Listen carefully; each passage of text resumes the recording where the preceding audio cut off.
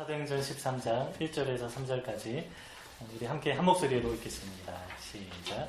안디옥 교회에 선지자들과 교사들이 있으니 곧 바나바와 니게르라는 시몬과 구레네 사람 루디오와 분봉왕 헤롯의 젖동생 마나엘과 이 사울이라.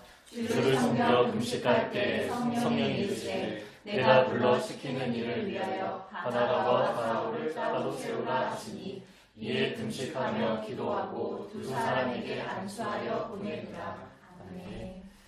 이제 오늘부터 당분간 교회 제도와 관련된 말씀을 함께 나누겠습니다. 우리 산돌교회가 시작된 지 11개월 좀 되어가는 중인데요. 이제 1주년을 앞두고 그 교회 제도를 함께 만들어 가려고 합니다. 제가 개인적으로 좀 이해하고 있는 성경적인 가치가 있는데 제가 먼저 설교나 강의를 통해서 나누면서 함께 좀 토의도 하고요. 또 여러분들도 제안할 수 있습니다. 그러나 기준은 이제 성경이죠. 함께 이제 제안도 하시면서 함께 만들어 나가는 그런 교회 모습이 되면 좋겠습니다. 먼저는 일반적으로 우리에게 잘 알려져 있는 한 가지 오해를 좀 풀고자 합니다. 좀 들어보셨는지 모르겠는데요. 그 사역자들 사이에서 이러한 이야기가 많았습니다. 성경은 신학교에서 배우고 목회는 교회 현장에서 배운다라는 말입니다. 그래서 사역자들이 신학교에서 성경을 배우지만 목회는 기존 교회 담임 목사님 아래에서 현장 실습을 해야 한다라는 것입니다. 물론 선배 사역자들을 통해서 배울 것도 많이 있습니다. 이 경험을 무시할 수는 없겠죠. 잘 배워야 합니다. 그러나 이 말이 어떤 경우에는 상당히 위험해지기도 합니다. 만약에 그 교회 현장이 세속적이라면 세속적인 목회의 모습을 그대로 답습하고 배우게 되기 때문입니다. 그래서 신학교에서 성경도 배우고요. 목회도 사실 성경에서 배워야 하는 것입니다. 이 말은 곧 목회는 현장에서 배우기보다 성경에서 배워야 한다라는 것입니다. 그래서 목회는 경험적이기보다 성경적이어야 합니다. 제가 아주 중요하게 생각하는 문장입니다. 목회는 경험적이기보다 성경적이어야 합니다. 그런데 성경에 목회 이야기가 별로 없다고 생각하면 그냥 그동안 해왔던 대로 눈에 보이는 교회 현장의 모습을 그대로 보면서 답습하게 되어 있습니다. 하지만 성경에는 목회와 관련된 이야기가 아주 풍성합니다. 선명하게 드러내기도 하고요. 암시되어 있는 내용도 상당히 많이 있습니다. 사역자들은 이러한 것들을 아주 진지하게 공부할 필요가 있다라고 생각합니다. 왜냐하면 교회 현장은 너무나 소중하기 때문이죠. 예수님이 피값 주고 사신 공동체입니다. 이 세상에서 조금도 경험할 수 없는 하나님의 나라를 맛보는 유일한 기관이기 때문입니다.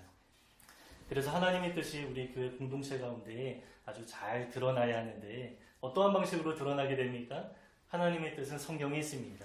하나님의 말씀의 원리를 우리 교회 가운데 잘 적용하고 반영하는 방식으로 하나님의 뜻이 우리 교회 가운데 이루어지는 것입니다.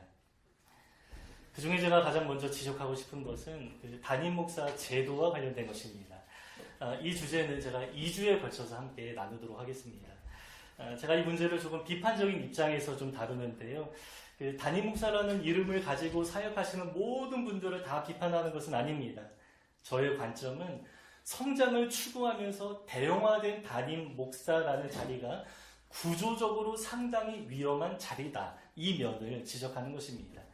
근데 구조적으로는 상당히 위험하지만 그러한 구조 안에서 자기를 지키면서 신실하게 사역하는 목사님들 많이 계십니다. 그래서 우리가 어느 사람 비판하는 거 아니고요. 또 어느 교회를 비판하는 것이 아니라 이제 제도의 모습을 비판하는 관점에서 함께 좀 말씀을 나누기 원합니다. 우리 교회 주보를 보시면 그 담임 목사가 없습니다. 이 담임 목사 없다라는 것은 고정적이고 제왕적인 1인 체제가 없다라는 말입니다. 그렇다고 제가 사역자 자체를 부정하는 것은 아닙니다. 여러분 그 유명한 말씀이 있죠. 베드로전서에 우리 모두가 다 왕 같은 제사장이 되었다라고 말씀하는데 이 말씀이 구약의 제사장 제도가 신약 시대에 사역자가 다 필요 없다 이렇게 말하는 것은 아닙니다. 성도라면 누구나 개별적으로 하나님 앞에 나아갈 수 있다라는 면에서 말씀하는 것이죠. 오직 하나님과 나 사이의 중보자 여러분 누구입니까? 예수 그리스도밖에 없습니다. 예수님을 믿고 의지하는 모든 성도라면 하나님 앞에서 개인적으로 나아갈 수 있다. 이러한 의미입니다. 그러나 이 말이 교회 사역자가 필요 없다 이런 의미는 아니겠죠. 왜냐하면 베드로 사도는 우리 모두가 다 왕같은 제사장이다 이렇게 말하면서 본인이 사역자다 이렇게 말하기 때문입니다. 자신이 사도이면서 교회 장로다 이렇게 말하면서 자신이 교회 사역자임을 드러냅니다. 사도 바울도 신약시대의 사역자를 부정한 적은 단 한 번도 없고요. 오히려 예수님이 직접 사역자를 세우셨다 이렇게까지 말합니다. 에베소서 4장을 보면 예수님이 승천하시면서 지상의 교회에 선물을 주셨는데 그 선물이 바로 사역자와 관련된 은사를 우리 교회에 주셨다 이렇게 말씀합니다. 실제로 주님은 그 사역자를 세우셨죠. 12명의 제자를 선택하셨고 그 제자들이 사도가 되어서 주님이 세우신 교회를 섬겼습니다. 이뿐 아니라 사도행전에는 12명의 사도가 기도하고 회의하면서 사역자를 또 세우죠. 7명의 전임 사역자를 세우기도 합니다. 우리 시대에 집사를 세웠다 이렇게 이해하는데 사도행전에는 그 집사라는 단어는 단 한 번도 나오지 않습니다. 우리 시대 집사가 아니라 사도와 함께 동역하는 부사역자 개념으로 이해할 수 있습니다. 바울도 전도여행하면서 곳곳에 이방교회 사역자들을 세우죠. 대표적으로 디모데 세웠고요. 디도와 같은 사역자를 세우고 곳곳에 교회에 배치하기도 했습니다. 그래서 우리 모든 성도가 다 왕같은 제사장이지만 교회 사역자는 있어야 합니다. 그러나 제가 부정하는 것은 사역자 자체가 아니라 고정적이고 제왕적인 1인 체제 담임 목사 제도는 성경적이지 않다라는 것입니다. 여러분 구약시대 사역자는 하나님께 나아가는 통로와 같은 역할을 했죠. 우리 시대하고 다릅니다. 구약시대에는 중보자의 역할을 했습니다. 중간 역할로서 통로가 되었습니다. 왜냐하면 당시에는 소수의 몇몇 지도자들에게만 성령이 임했고요. 하나님의 뜻이 모든 백성에게 다 알려진 것이 아니었고 소수에게만 독점되었기 때문입니다. 그래서 하나님께 나아가는데 중간 역할을 할 만한 사람이 당시에는 필요했습니다. 하지만 이제는 상황이 전혀 다르죠. 우리는 성령 시대를 살아가고 있습니다. 모든 성도에게 성령이 임했고요. 우리 모두가 다 개인적으로 하나님 앞에 나아갈 수 있습니다. 그러면 신약시대 사역자는 어떠한 모습으로 존재해야 합니까? 모든 성도가 다 왕같은 제사장이 되었기 때문에 하나님과 성도 사이에 어떤 중간 역할을 하는 것은 아닙니다. 그래서 사역자들은 중간이 아니라 성도 옆에 있는 존재입니다. 성도들 각자 모두가 다 하나님 앞에 나아갈 수 있도록 옆에서 도와주고 섬기는 존재다라는 것입니다. 다른 말로 들러리처럼 존재하는 것입니다. 주인공처럼 드러나면 안 된다라는 것입니다. 결혼할 때 우리나라는 그렇지 않지만 서양에서는 이제 신랑과 신부의 친구들이 들러리를 서면서 두 주인공을 이제 돋보이게 하는데 마찬가지입니다. 신랑 대신 예수 그리스도 앞에 우리 모든 성도들이 신부로서 나아가야 하는데 신랑과 신부를 돋보이도록 옆에서 도와주는 역할이 바로 사역자의 모습이다. 그래서 사역자는 성도 옆에 있는 존재입니다. 그런데 한국교회 담임 목사에게 부여되는 권한이 꽤나 지나쳐 보일 때가 상당히 많이 있습니다. 교회 중심적인 어떠한 존재라고 생각하니까 어떤 권한이나 재정이나 상당히 많은 것들이 담임 목사에게 부여되는 것입니다. 우리가 교회 홈페이지만 봐도 좀 알 수 있는데요. 대부분 교회 홈페이지에는 카테고리가 나누어져 있는데 담임 목사와 부사역자들이 같은 사역자로서 하나의 카테고리 안에 들어가 있는 것이 아니라 구분되어 있는 경우가 많이 있습니다. 일반적으로 부목사와 전도사들은 섬기는 이라는 이름으로 분류되어 있고요. 또 담임 목사 게시판은 담임 목사라는 이름으로 따로 존재합니다. 다 그런 것은 아니지만 제가 몇몇 교회들을 찾아봤지만 열의 7, 8은 다 이러한 구조로 좀 되어 있는 것을 보았습니다. 그러면 우리가 한 가지 의문이 들죠. 이 부사역자들 섬기는 이라고 말하는데요. 여러분 부사역자들은 누구를 섬기는 것입니까? 혹시 그렇죠. 하나님이죠. 그런데 혹시 부사역자가 담임 목사를 섬기는 존재 이러한 의미로 말하는 것입니까? 당연히 우리는 그런 의미가 아니다라고 생각을 합니다. 표면적으로 그렇게 말하는 사람들도 별로 없을 것입니다. 그런데요. 내부적으로는 전혀 다릅니다. 선배 사역자들 그런 이야기 정말 많이 하는데요. 부사역자의 사명은 자기 목회하는 것이 아니라 철저하게 이런 말을 사용합니다. 철저하게 담임 목사님의 뜻을 따르고 담임 목사님을 잘 섬기는 자리다. 이렇게 말합니다. 그것이 바로 부사역자가 존재하는 이유다. 이렇게 말하는데요. 저도 직접 그러한 이야기를 아주 많이 들었습니다. 여러분, 과거에는 이러한 이야기가 성도들에게까지 적용되었죠. 모든 성도가 하나님의 사자 목사인 담임 목사를 잘 섬겨야, 그러니까 담임 목사님을 잘 섬겨야 교회가 잘 되고 복을 받는다. 이러한 이야기가 많이 퍼져 있었습니다.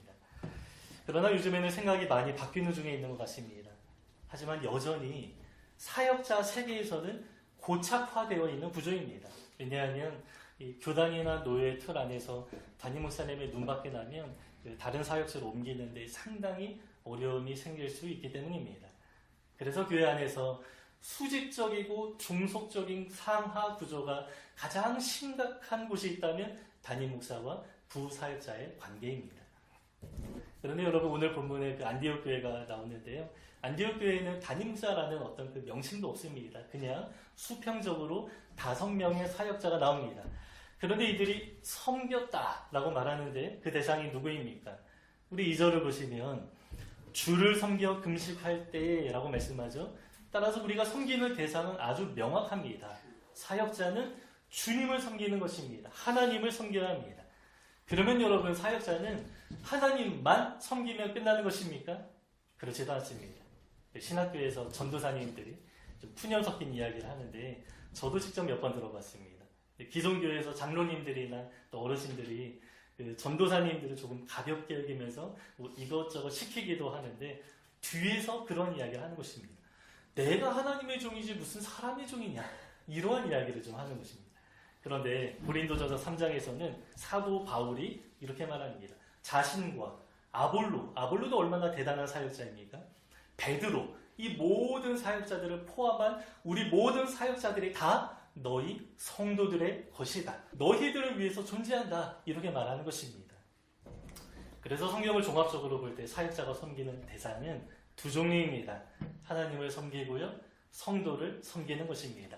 하나님의 종입니다. 그러면서 또한 성도들의 종이기도 합니다. 이 말은 곧 섬김을 받는 대상이 아니다라는 것입니다. 그래서요, 담임 목사든 부사역자든 사역자라면 누구나 예외 없이 하나님과 성도를 섬기는 존재가 되어야 합니다. 그러나 일반적으로 교회는 한 사람 담임 목사를 지나치게 높이면서 그 한 사람에게 권한과 특권을 상당히 많이 부여하면서 결과적으로 어떻게 만듭니까? 섬기는 자가 아니라 섬김을 받는 자리로 만들어버렸습니다. 담임 목사가 교회를 위해 존재하는 것이 아니라 교회가 마치 담임 목사 한 사람을 위해 존재하는 것처럼 뒤바뀌어버린 그런 모습도 곳곳에서 우리가 보게 됩니다. 그래서 많은 사역자들이 빨리 이 담임 목사가 되고 싶어 하는 것이죠. 여러분, 이러한 모습은 상당히 위험합니다. 그 교회의 본질을 잘 드러내지 못한다라는 면에서도 위험하고요. 담임 목사 자신에게도 상당히 위험한 구조입니다. 목사를 포함해서 우리 모든 성도가 다 연약하지 않습니까? 그런데요, 담임 목사라는 자리는 그 연약한 사람을 상당히 많은 유혹에 노출시키는 자리입니다. 모든 사람에게 돈과 관련된 욕망이 있고요. 또 남자들이 경험하는 정욕이 있습니다. 또 권력욕도 상당하다라고 합니다. 내가 많은 영역들을 좀 통제하면서 내 마음대로 할 수 있는 영역이 좀 많아지기를 바라는 것입니다. 그런데 담임 목사라는 자리는요, 이 모든 유혹에 고스란히 노출되어 있기 때문에 실제로 많은 담임 목사님들이 유혹에 넘어지고 또 세간에 오르내리는 것입니다. 이 교회와 관련해서 하도 부정한 일들이 많이 나타나니까 세상에서는 아니 목사들은 원래 그러한 존재다 이렇게 말하기도 하는데요. 제가 보기에는 그렇지 않습니다. 변질되는 것입니다. 여러분, 우리가 소위 자리가 사람을 만든다 이러한 이야기 하지 않습니까? 주로 이제 긍정적인 의미에서 그러한 이야기를 하는데요. 이 말은 부정적인 의미로도 사용할 수 있습니다. 담임 목사라는 자리는 유혹의 무방비로 노출되어 있기 때문에 그 자리가 사람을 쉽게 변질시키고 쉽게 넘어지게 만드는 것입니다. 물론 모든 교회가 다 그렇지는 않습니다. 주로 작은 교회에서는 이러한 모습을 발견하기가 상당히 어려운데요. 규모가 커지면 커질수록 그러한 유혹이 점점 거세지는 것입니다. 그래서 어느 분은 그 리더십을 가리켜서요, 사다리에 오르는 것과 같다라고 말합니다. 여러분 그 낮은 사다리에 오르면 뭐 떨어질 위험도 없고요. 넘어져도 별로 크게 다치지 않습니다. 그러나 사다리에 높이 오르면 오를수록 굉장히 위험하죠. 떨어질 위험도 많고요. 한 번 떨어지면 상당히 치명적입니다. 그래서 한 사람이 높이 올라가는 구조는 상당히 위험하다라는 것입니다. 그래서 어느 정도 규모가 있는 교회들은 이러한 구조적인 위험에 노출되어 있다라는 것입니다. 한 사람의 재앙적인 영향력이 너무나 크다 보니까 그 한 사람이 유혹에 넘어지면 교회 전체가 흔들리기도 하는 것입니다. 그러나 여러분, 우리의 관심은 성경입니다. 성경이 말씀하는 교회의 모습은 전혀 그렇지 않습니다. 이건 다음 주에 구체적으로 좀 나눌 텐데요. 한 사람이 높은 사다리에 오르는 구조가 아니라 낮은 사다리가 겹겹이 쳐져 있는 안전한 울타리와 같은 모습, 이것이 바로 성경이 말씀하는 교회 사역자들의 모습입니다. 미리 조금만 말씀드리면 초기 교회는 한 사람이 한 교회를 담당하는 것이 아니라 여러 사역자가 한 교회를 담당하거나 여러 사역자가 함께 여러 교회를 담당하는 이러한 구조였습니다. 이 말은 곧 고정적인 1인 체제가 없었다라는 것입니다. 예수님의 의도가 그렇습니다. 여러분, 예수님은 1등 제자를 의도적으로 만들지 않으셨던 것으로 보입니다. 12명을 세우셨습니다. 하지만 그 중에 대표자를 만들지는 않으셨습니다. 대신에 리더십 공동체를 만드셨죠. 그런데 이 가운데 제자들은 너도 나도 1등이 되기를 원합니다. 대표가 되기를 원했습니다. 특별히 예수님이 변화산에 오르셨다가 내려오실 때 제자들이 산 아래에서 서로 다투었다라고 하는데 너무나 민망한 주제로 서로 다투었습니다. 누가 1등이냐? 이 문제로 서로 논쟁했던 것입니다. 그런데 예수님 말씀하시죠. 먼저 된 자가 나중되고 나중된 자가 먼저 된다. 그러니까 1등이 되려고 하는 사람이라면 누구나 다 꼴찌로 밀려난다라는 말입니다. 이처럼 우리 사람의 관심은 누가 1등인가에 관한 것입니다. 어느 기업의 회장이 은퇴하면 어떻게 됩니까? 가족이 승계하든 아니든 후계자 한 명을 세우고 모든 전권을 다 맡기면서 뒤로 물러섭니다. 예수님도 이제 곧 십자가를 앞두고 계셨고요. 하늘로 올라가셔야 했습니다. 그러면 예수님의 사역을 이어갈 만한 대표자 한 명을 세우면 조금 든든하지 않겠습니까? 그런데 예수님은 여기에 조금도 관심이 없으셨습니다. 12명을 세우셨고요. 또 3명의 핵심 그룹을 만들긴 하셨습니다. 그러나 대표자 한 사람은 세우지 않으십니다. 사역자 공동체를 만드실 뿐이었습니다. 한 사람에게 많은 것을 맡기고 많은 권한을 부여하기보다 여러 사람들에게 분산시키는 것이죠. 제왕적인 1인 체제에 높은 사다리를 만드는 것이 아니라 안전한 낮은 울타리를 만들기 원하셨던 것으로 보입니다. 그리고 사도행전을 보면요. 제자들이 예수님의 의도를 잘 이해했던 것으로 보입니다. 그래서 어느 한 사람이 고정적으로 교회의 대표자가 되어서 주도하는 모습은 사도행전에 전혀 나타나지 않습니다. 같은 권위를 가진 여러 명의 사역자가 한 교회 혹은 여러 교회를 함께 섬기는 구조가 초기 교회 가운데 만들어졌습니다. 이건 다음 주에 구체적으로 나누겠습니다. 그러나 우리 한국 교회는 유기처적인 모습이 아닙니다. 그냥 조직체로 존재합니다. 한 몸을 건강하게 만드는 데 관심을 두는 것이 아니라 무제한적인 성장을 좀 추구하기 때문에 조직체가 될 수밖에 없습니다. 게다가 우리 한국은 좀 유교적인 사상 때문에 피라미드적인 어떤 상하 구조가 고착화되어 있습니다. 이러한 구조의 정점에 담임 목사가 있는데요. 이 제도 때문에 성경이 말씀하는 교회의 본질이 잘 드러나지 않는다. 저는 이렇게 생각합니다. 그러면 교회가 드러내야 하는 본질적인 모습이 무엇입니까? 저는 개인적으로 교회는 어떠한 교회든 예수 그리스도의 이름을 드러내는 것이다. 이렇게 생각합니다. 하지만 이제는 많은 사람이 어느 교회를 떠올리면 가장 먼저 무엇부터 떠올립니까? 어느 교회 하면 그 교회의 담임 목사가 누구인가 이렇게 떠올립니다. 한 교회 담임 목사의 영향력이 너무나 크기 때문에 그 한 사람에 의해서 교회의 모습도 많이 달라지기 때문입니다. 그러나 우리는 이렇게 만들어야 합니다. 사람들의 교회를 생각할 때에 이단이 아니라면 어느 교회든 상관없습니다.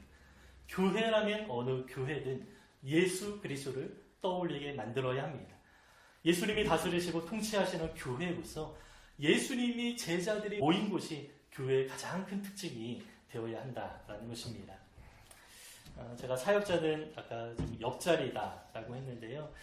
세례 요한이 그렇게 고백했습니다. 나는 들러리다. 그리고 나는 신랑의 친구로서 존재한다. 이렇게 말하죠. 그리고 예수님을 향하여서 그는 흥하여야 하겠고 나는 쇠하여야 하리라. 이렇게 말합니다. 그리고 누가복음 17장에는 예수님이 제자들에게 이렇게 말씀하십니다. 너희가 명령받은 것을 다 행한 후에 이같이 이르기를 스스로 나는 무익한 종입니다. 내가 할 일을 한 것뿐입니다. 라고 하면서 사역을 마무리하라. 이렇게 예수님이 우리 사역자들에게 그러한 태도를 요구하십니다. 물론 많은 교회 담임 목사님들의 교회 주인은 예수님이다. 당연히 이렇게 고백하지 않습니까? 그런데 구조상 담임 목사가 교회 주인인 것처럼 드러나 보일 때가 아주 많이 있습니다.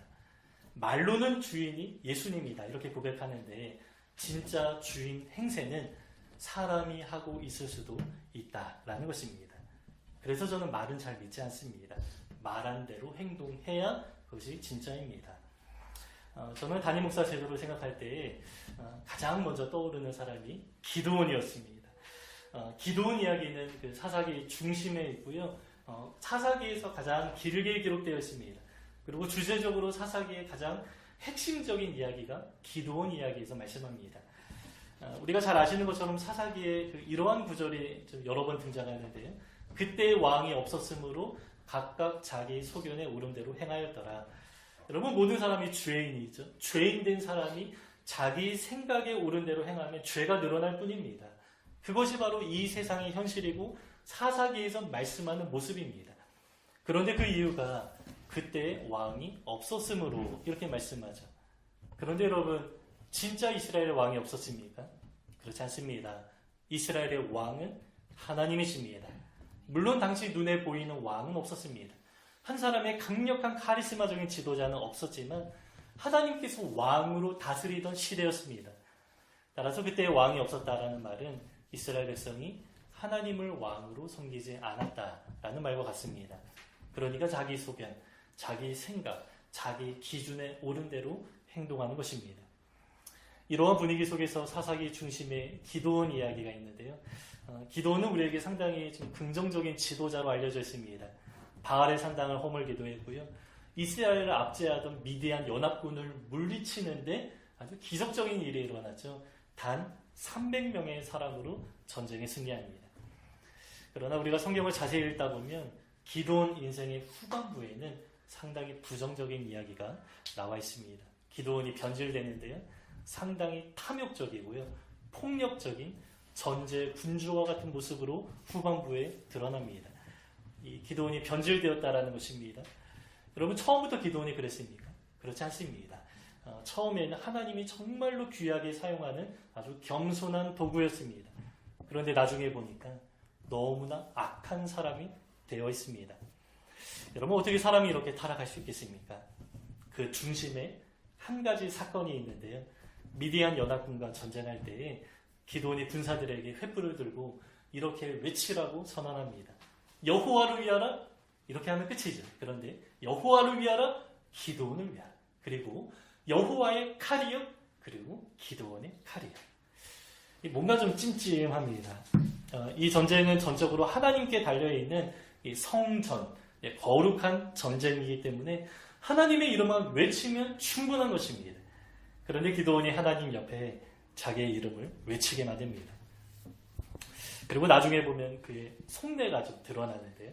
전쟁을 다 마치고 백성들이 기드온에게 와서 너무나 이게 전쟁에 승리한 그 이제 희열에 좀 휩싸여서 기드온에게 우리의 왕이 되어달라 이렇게 말합니다. 근데 당시 사사들과 왕은 좀 다릅니다. 사사는 잠깐 하나님께서 맡기신 역할을 하고 끝내면 뒤로 물러선 사람입니다. 그런데 백성들이 기드온에게 와서 우리에게 왕이 되어달라라고 말하는데 당신이 나와 우리의 자녀, 우리의 후손들도 다스리소서 이렇게 요청하는 것입니다. 그러니까 한 사람의 그 전제 군주와 같은 이방인 나라와 같은 그러한 모습을 요구했던 것입니다. 그런데 그때 기드온이 한 가지 선언을 하는데요. 이렇게 말합니다. 내가 너희를 다스리지 않겠다. 이 말은 곧 내가 왕이 되지 않겠다라고 말하는 것입니다. 그러면서 나는 아니라 하나님이 너희를 다스리실 것이다. 이렇게 말합니다. 여러분 이 고백은 사사기에서 아주 핵심적인 선언입니다. 그런데요, 바로 이어서 나오는 내용을 보면 기드온이 백성들로 하여금 자신에게 세금을 바치도록 만듭니다. 그리고 기드온은 상당히 많은 아내를 거느리고요, 아들만 70명을 낳았다라고 합니다. 기드온의 모든 행동을 보면요, 전형적인 왕의 모습을 그대로 따라하는 것입니다. 그리고 에봇 하나를 만들어서 우상을 섬겼고요. 기드온이 우상을 섬겼고요. 온 백성이 그 우상을 음란하게 섬기도록 만들었다라고 합니다. 그는 왕이 되지 않겠다라고 말은 했지만 정치적인 권력도, 경제적인 권력도, 종교적인 권력도 다 취하면서 마치 왕처럼 행세하면서 다녔습니다. 그리고 그 결과 기드온의 사건 이후로 사사기에는 샬롬이라는 단어가 나타나지 않습니다. 그 전에는 여러분 사사기 읽다 보면 태평하였더라 이러한 고백이 좀 많이 나오죠. 근데 태평하였더라라는 구절이 그 전에는 나오지만 기드온 이후는 한 번도 나타나지 않습니다. 기드온 이후 사사들이 기드온처럼 점점 타락했고요, 나라도 자체가 기울어지는 모습을 보게 됩니다. 저는 이 모습이 우리 한국교회 가운데 좀 많이 묻어나 있지 않나 생각하게 됩니다. 이 말과 행동이 다른 것입니다. 우리 교회의 주인은 예수님이다라고 말로는 고백하지만 실제로는 사람이 드러나 있는 모습을 많이 보게 되고요, 예수님의 자리에 사람이 앉아있는 경우도 보게 됩니다. 그리고 기드온 이후로 사사들이 그 부정적인 모습을 답습한 것처럼 우리 시대 사역자들도 그 부정적인 모습을 그대로 답습하고 있는 것은 아닌가 생각하게 됩니다. 물론 모두는 아닙니다. 그렇지 않은 분들도 꽤 있습니다. 그러나 이제 큰 줄기의 흐름이 이러한 것처럼 보입니다. 그래서 많은 사역자들의 목표가 이제 담임 목사가 되는 것이다 이렇게 말하죠. 부사역자로서 할 수 있는 것이 너무 제한적이고 제도 안에서 억눌리는 것들이 상당히 많이 있는데 이 담임 목사가 되면 상황이 많이 피는 것입니다. 많은 사람들의 존경과 섬김을 받고 재정도 넉넉해지고 교회를 좀 이끌어가는데 많은 고난도 받게 됩니다. 그러나 저는 아까 말씀드린 것처럼 담임 목사라는 자리는요, 유혹에 넘어지기 쉬운 가장 위험한 자리이고 예수님의 영광을 가리는 그러한 자리가 될 수도 있다라고 생각합니다. 그래서 교회 안에서 그러한 가능성을 우리가 미리 제거한다면 교회가 구조적으로 상당히 안정적이고 예수님이 주인 되셔서 다스리시는 그 교회의 본질이 조금 더 선명하게 드러날 수 있다. 저는 이렇게 믿습니다. 그러면 교회 사역자는 어떠한 구조 속에서 어떠한 모습으로 존재해야 하는가, 이 문제는 또 다음 주에 구체적으로 나누도록 하겠습니다. 오늘은 담임 목사라는 제도의 문제에 대해서 나누었는데요, 사역자는 누구나 섬기는 이로서 존재해야 한다라는 것입니다. 주님을 섬깁니다. 그리고 성도를 섬깁니다. 이 가치가 저뿐만 아니라 우리 모두가 공유하는 내용이면 좋겠고요, 또 앞으로 토의하면서 이 성경적인 교회의 모습을 잘 구현하는 우리 산돌교회가 되면 좋겠습니다. 네, 본문 다시 한번 읽고요, 오늘 말씀 마치겠습니다. 1절부터 3절까지 읽겠습니다. 시작. 안디옥 교회에 선지자들과 교사들이 있으니 곧 바나바와 니게르라 하는 시므온과 구레네 사람 루디오와 분봉왕 헤롯의 젖동생 마네안과 및 사울이라. 주를 섬겨 금식할 때에 성령이 이르시되 내가 불러 시키는 일을 위하여 바나바와 사울을 따로 세우라 하시니 이에 금식하며 기도하고 두 사람에게 안수하여 보내니라.